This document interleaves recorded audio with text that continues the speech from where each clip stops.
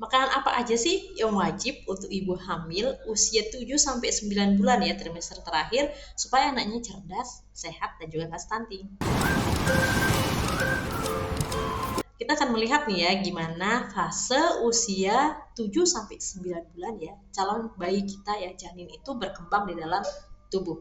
Nah, ini kita bisa lihat teman-teman kalau sebelumnya ya di usia 0 sampai 3 bulan itu fasenya itu seperti ini ya. Dia masih bentuknya sel ya, kemudian dia berkembang menjadi bentuknya manusia. Nah, kemudian di trimester 2 ya 4 sampai 6 bulan itu sudah mulai berkembang ya, dari mulai kecil menjadi besar. Ini fase yang kalau tadi fase pembentukan, ini fase uh, berkembang.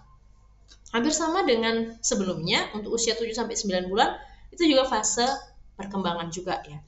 Dimana di sini membentuk menjadi bayi yang utuh, yang sehat ya. Permasalahannya adalah trimester 3 ini itu kan sudah mulai berat ya teman-teman.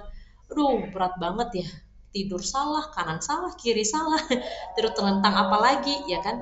Sering terjadi sembelit ya.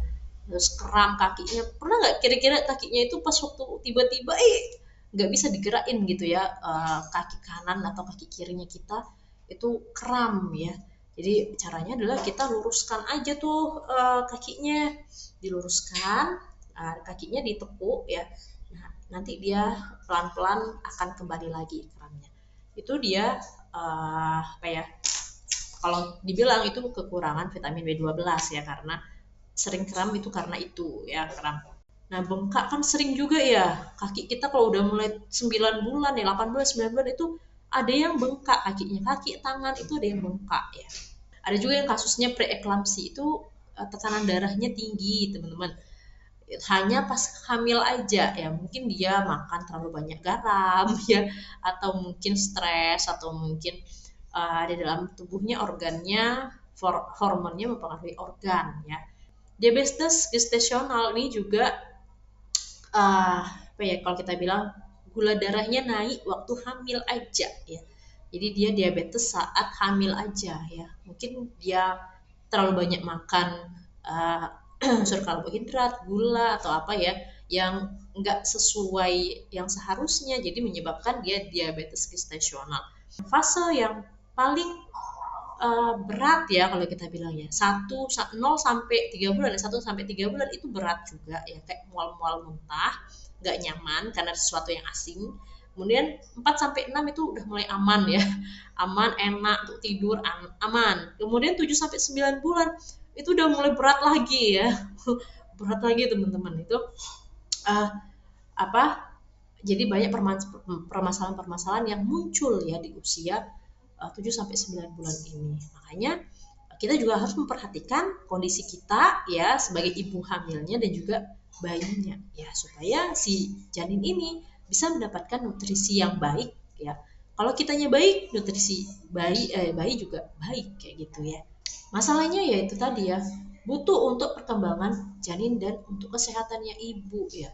Nah, di sini udah tambahan teman-teman. Kalau tadinya sebelumnya ya di usia 0 sampai atau 1 sampai 6 bulan ya, itu ini enggak ada ya, kolen dan omega 3 itu belum terlalu diperlukan. Perlu, tapi belum terlalu diperlukan seperti di usia 7 sampai 9 bulan ini.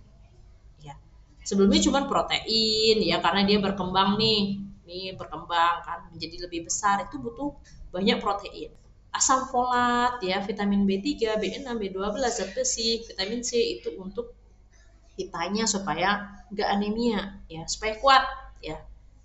Kalsium dan vitamin D untuk kita juga, dia berkembang kan karena dia kan butuh untuk tulang-tulangnya. Lah, kita juga butuh teman-teman supaya kita nggak kropos tulangnya, itu kita juga butuh ya. Karena kalau kita nggak cukup makan sumber kalsium dan vitamin D-nya, itu nanti kalsium dan vitamin D-nya kita yang diambil sama si janin. Nah, kita harus makan juga sumber kalsium dan vitamin D-nya juga gitu ya. Nggak sekarang, manfaatnya nanti kalau setelah melahirkan itu wah sangat bermanfaat ya. Nah, ini kita tabung ya untuk kalsium dan vitamin D-nya kita. Kolin dan omega 3 ini buat apa?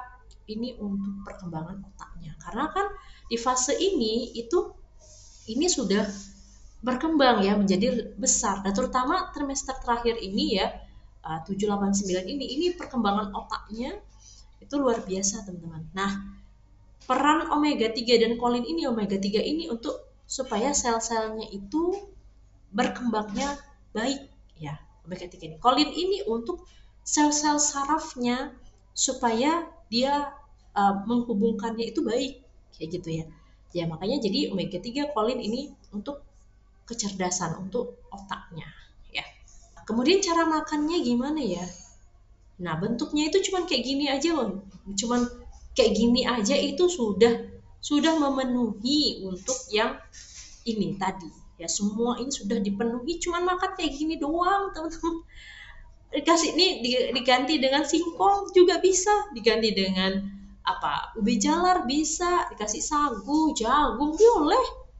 Nggak apa-apa gitu. Cuman dikasih sederhana gini aja itu sudah mencukupi.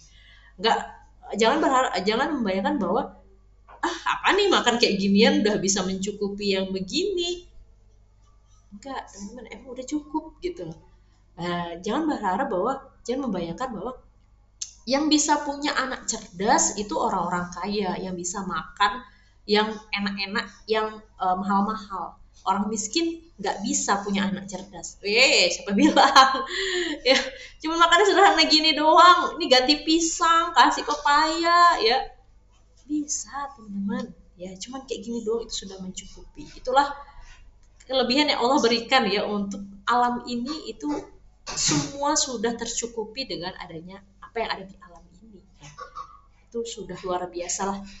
Nah, 7 sampai 9 bulan ini porsi makannya kita untuk yang karbohidrat itu lebih dibanyakin. Banyaknya seberapa? Kalau untuk makanan ini ya karbohidratnya ya tadi ya paling 1,5 porsi per harinya, per kali makan. 1,5 porsi ini plus setengahnya lagi ya lebih banyak boleh ya. Kemudian makannya beginilah kira-kira ya 4 porsi per hari, ini ditambahin sekali makan ini mungkin ini plus setengahnya lagi, ini ditambahin lagi, banyak banget makannya nggak kuat. Kalau gitu makannya sedikit tapi sering, gini dikit-dikit tapi sering-sering dikit-dikit makan. Misalnya pagi makannya gini, kemudian nanti jam-jam 9, jam 10 kok lapar lagi, makan mie yang ada sayurnya ya, yang kemudian kasihin protein misalnya. Kalau kayak kasihin telur ya mie sama sayur misalnya gitu ya, itu bisa. Kemudian nanti makan siangnya jam 1, jam 2 kok lapar lagi, makan lagi. Makan yang kayak gini misalnya, makan nasi sama sayur ya, kemudian nanti cemilannya ada buah-buahannya. Nah, kemudian nanti lapar lagi, mungkin makan nasi sama ininya aja apa lauk hewani nabati, karena tadi udah sayur, sekarang lauk nabati hewani boleh teman-teman. Jadi dalam satu hari itu variasinya seperti ini ya. Nah, kemudian kalau memang makannya dirasa kurang, ya kita minum suplemen ya supaya menguatkan kita juga nih sebagai si ibu dan juga nutrisinya sampai ke bayi. Nah, kalau bisa teman-teman dikurangin tuh gorengannya, asin-asinnya ya, pedasnya dan gulanya. Nah, kalau untuk asin dan gula itu supaya nggak terjadi preeklamsi dan juga diabetes ya, biar tensinya kita kan ada aliran darah ya, tensinya nggak terlalu tinggi dan juga gula darah kita stabil. Nah, kalau gorengan sama pedas ini kan biasanya kalau udah semakin lama usia kandungan itu kan kita berat dan juga semakin nyenak di perut kan, lambung kita semakin lambungnya kita ya, tempat mencerna makanannya itu semakin ditekan karena ada kehadiran bayi tadi. Nah, supaya dia nggak mengganggu ya, nggak mengganggu pencernaan kita, nggak sakit perut, nggak naik asam atau panasnya di tenggorokan, ya kita kurangin lah beras pedasnya, gorengannya kita kurangin supaya cepet dicerna ya, cepet dicerna, nanti masuk lagi cepet dicerna lagi, nggak apa-apa kayak gitu ya. Kemudian air putihnya ini 8 sampai 10 ya, 10 gelas ya. 8 sampai 10 gelas. Nah, kenapa? Karena ini kita sudah mulai cepet apa ya, cepet capek, dehidrasi ya. Jadi biar aliran darahnya cepet juga. Serat untuk supaya nggak sembelit teman-teman ya, supaya lancar juga pas waktu kita BAB-nya lancar ya. Tetap olahraga, berjemur, positive thinking ya, tetap kalau kita dalam Islam tetap untuk suara-suara bacaan Al-Qur'annya kita atau diperdengarkan bacaan Al-Qur'an supaya semuanya tenang ya, semuanya sehat ya, semuanya secara psikis itu bahagia kayak gitu ya. Nah, ini kira-kira makanan yang diperlukan ya teman-teman untuk usia 7 sampai 9 bulan ya. Sama seperti ini ya, protein ya, yang makanan yang wajibnya ya protein hewani ya, ini protein ada protein nabati ya, protein hewani, langsung to the point aja ya. Karena udah di video sebelumnya, maka ini protein yang paling penting itulah protein hewani. Sayuran, kacang-kacangan. Itu penting banget ya, teman-teman. Ya, dan juga kolin dan omega 3 ini adanya di mana? Ini juga adanya lebih banyak di protein hewani, teman-teman. Telur, ayam, ikan, daging, ya kerang, itu semuanya sumber protein hewani. Kalau nggak punya uang gimana? Diusahakan sekali sehari aja boleh. Ya, itu untuk mencukupi kebutuhan kita. Plus nanti ada suplemennya ya diberikan oleh pelayanan kesehatan. Kolin dan omega 3 ini lebih banyaknya di telur, teman-teman. Kolin dan omega 3 ini. Nah, itulah makanya favorit saya tuh telur.